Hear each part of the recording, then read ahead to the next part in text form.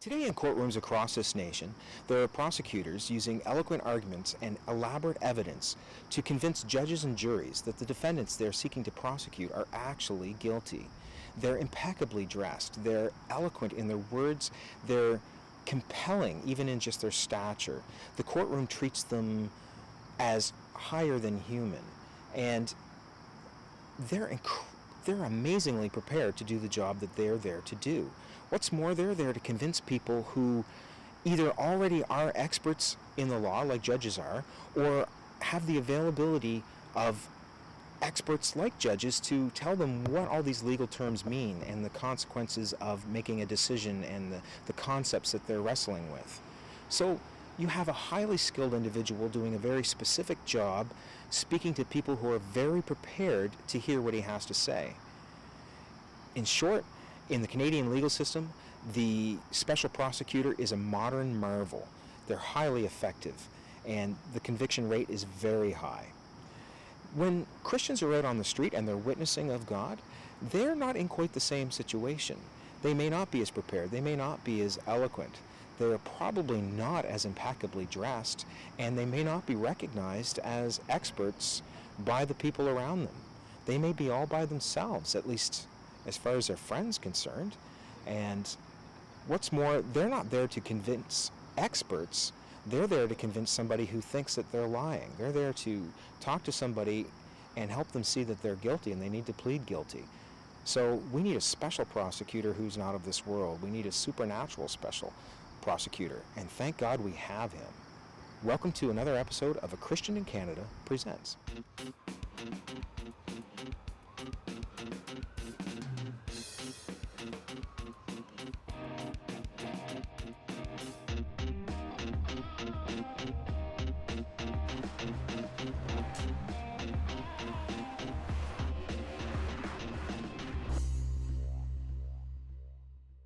Hi, I'm Kevin, and this episode of A Christian in Canada Presents is called The Prosecution Team. We've been looking at sort of the concept of a preliminary trial or hearing to help us walk through the concepts of personal evangelism, witnessing with God, while keeping the Holy Spirit's current mission to the lost people in the world in mind and in practice. Last time, we looked at the defense team that consisted of the person we're witnessing to and their corrupt defense lawyer, their own pride. This time, we're going to be looking at sort of a dream team prosecution that consists of God the Holy Spirit and the person's conscience. Like always, I want us to know what our role is and what it isn't. We're the expert witness, not a witness to the crime, and we're certainly not part of this prosecution team. We're not going to accuse anybody of anything. We're going to ask a few simple questions and allow God to do the convincing and the convicting. So if you're just catching us here, if you're just watching this video first, please stop, go back to the beginning, start from Evangelism 101, Episode 1. It's going to be a lot of help for you to understand where we're at. I don't have time in these videos to go over all the concepts again and again, so please start from the beginning. I don't want to lead you astray, and there's some very important things in the early videos. Thanks. But to recap just a little bit, in the introduction to this series, the Holy Spirit's mission was talked about, and we showed from John 16, 5 through 11, that he's in the world right now. He's been sent here to convict the world of sin, judgment, and righteousness. And we sort of have to be on the same page with that. Our testimony has to jive with that if God's going to be using us, because it's really his mission, and we're on a co-mission with him. We're along with him. He's not along with us. So God the Holy Spirit is a person. That is, he has a personality. He's the third person in the Godhead, or what you might have heard called the Trinity. He's one with God the Father and God the Son. He's not just a power, though he does have all the power of God, because he is God. He's a person with a will, with desire, and even with feelings. It's possible for us to grieve the Holy Spirit and to quench his influence in our life if we're disobedient and even moving towards rebelliousness, we'll quench his influence in his life, in our life. When we're witnessing with God, we need to know that the Holy Spirit is God, that he has a personality, like we said, and allow him to lead us. He's not just the secret weapon of God, he is God. We need to listen to his leading, and like in our spiritual walk, we need to walk by him or with him. When we're witnessing, we need to witness by him, by his strength, and with him. Otherwise, all our efforts will come to nothing. Now, God the Holy Spirit has an amazing assistant, and I'm not talking about you and me, not at all. It's the person's own conscience. The online etymology dictionary explains that a person's conscience is knowledge within oneself, a sense of right, a moral sense. It means that we are thoroughly aware of right and wrong, even if we try to deny it. Romans 2 talks about the person's conscience and indicates that it's a law in every individual. Conscience works like the law, or Torah, does for the Jew, only it's been given to everybody on the planet who's ever lived. Everyone, Jews, Christians, Gentiles. Gentiles, that's just a biblical word for anybody who's not a Jew and doesn't know God. Our conscience does the same thing for us that Torah does with regard to morality.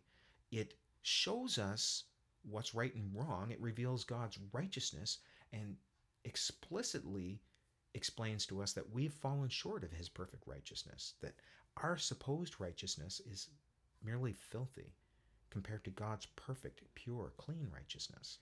Now, many people I meet on the street when I'm evangelizing tell me they think a person's conscience is programmed into them by societal pressures, parenting, other environmental factors, genetics maybe.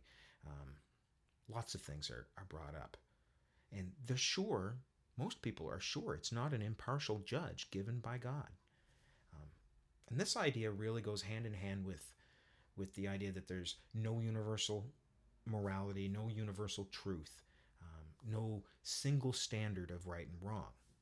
But a few questions generally clear up this thought and help people see that our conscience really is given to us to bear witness of right and wrong and the one true morality, the universal morality. So here's a couple questions. There's many of them. Why do people feel bad about things they know could never be exposed? There's no societal pressure on it. Is there any society on earth where it's morally correct to murder?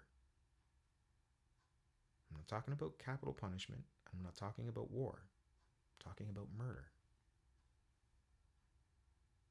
What about rape? A few questions like that normally show that everyone on the planet has the basic same conscience. Environmental factors teach us how to go against our conscience, but we all still have the same one. Now, it's important to remember that when we're witnessing, we're not going for shock value.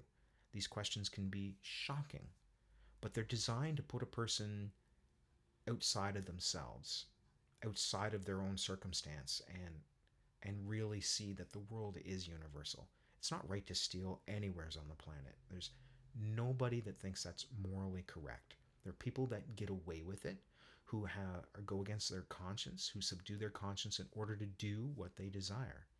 But nobody thinks it's right. So recently I read a book by Norm Geisler. It's his new book, If God, Why Evil? And I highly recommend it to you. It's great. He gives a short scenario that shows morality and our conscience are not derivative of external pressures in society.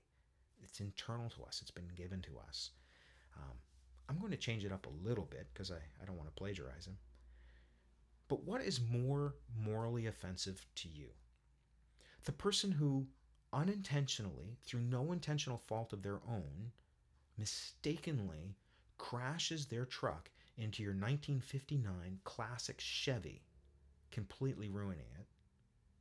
Or the person who intentionally tried to ram their truck into your 1959 classic Chevy, but missed or was stopped by the police before they could do it.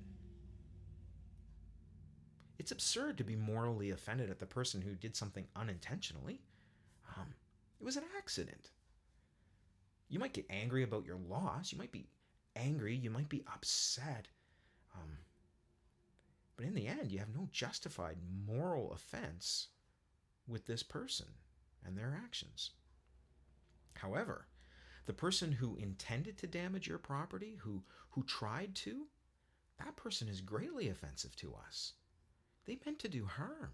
It's reasonable to be morally offended by this person and their actions, even though neither you nor your property was actually harmed, even in the slightest. Morality, right and wrong, even our conscience, is not determined by what happens as a result. We have an inner judge that convicts and convinces us of right and wrong.